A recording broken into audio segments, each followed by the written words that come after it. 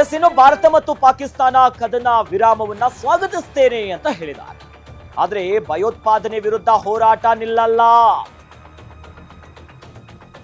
ಉಗ್ರವಾದದ ವಿರುದ್ಧ ಭಾರತದ ಹೋರಾಟ ನಿಲ್ಲೋದೇ ಇಲ್ಲ. ಬೆಂಗಳೂರಿನಲ್ಲಿ ಮುಖ್ಯಮಂತ್ರಿ ಸಿದ್ದರಾಮಯ್ಯನವರ ಹೇಳಿಕೆ ಇದು. ಸದ್ಯ ಉಭಯ ದೇಶಗಳು ಕದನ ವಿರಾಮದ ಏನು ಒಪ್ಪಂದ ಮಾಡ್ಕೊಂಡಿದ್ದು ಇದನ್ನ ಸ್ವಾಗತ ಮಾಡ್ತೀನಿ, ಆದರೆ ಭಯೋತ್ಪಾದನೆಯ ವಿರುದ್ಧದ ಹೋರಾಟ ಯಾವುದೇ ಕಾರಣಕ್ಕೂ ಕೂಡ ನಿಲ್ಲಲ್ಲ ಇದು. ಹಾಗಾಗಿ ಉಗ್ರವಾದದ ವಿರುದ್ಧ ಭಾರತದ ಹೋರಾಟ ಎಲ್ಲಾ ಕಡೆ ಹಾಗೆ ಇರುತ್ತೆ, ನಿಲ್ಲೋದಿಲ್ಲ ಅನ್ನೋದಾಗಿ ಬೆಂಗಳೂರಿನಲ್ಲಿ ಮುಖ್ಯಮಂತ್ರಿ ಸಿದ್ದರಾಮಯ್ಯನವರು ಈ ಬಗ್ಗೆ ಹೇಳಿಕೆಯನ್ನ ಕೊಟ್ಟಿದ್ದಾರೆ. ಈ ಮೂಲಕವಾಗಿ ಈ ಬಗ್ಗೆ ಒಂದು ಹೇಳಿಕೆ ಕೊಟ್ಟಿದ್ದಾರೆ. Ceasefire is announced by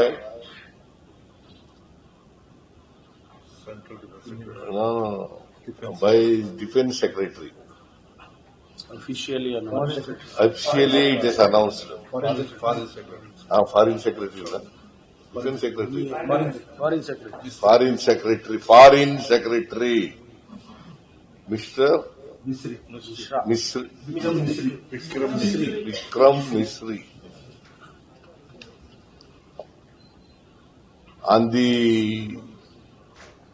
advice of, that is what I heard, on the mediation done by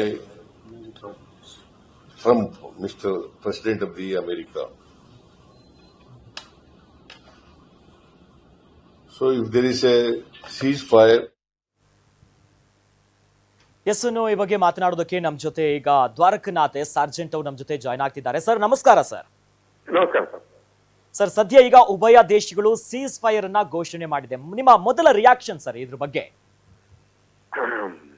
ನಾವು POKನ ಆಕ್ಯುಪೈ ಮಾಡಬೇಕಾಗಿತ್ತು, ಆವಾಗ ಸೀಸ್ ಫೈರ್ ಅನೌನ್ಸ್ ಮಾಡಬೇಕಾಗಿತ್ತು ಸರ್.